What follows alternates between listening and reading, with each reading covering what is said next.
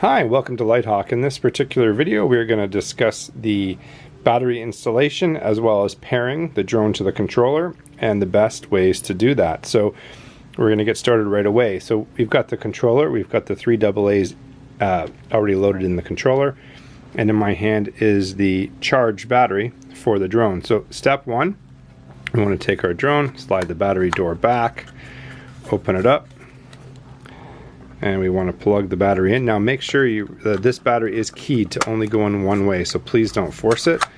And then the battery door goes down to close it off. Okay, now we're going to turn this around so it's facing you, the audience. And first step is we want to push our power button, hold it down. Now you're going to see the lights flashing, and that means I'm on, but I'm not connected to anything. Once we turn the controller on here, you see the lights go fast.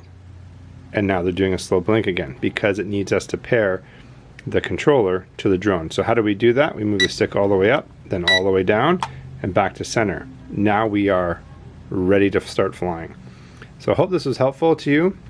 Please check out any of our other videos for any of our other products. Until next time, happy flying.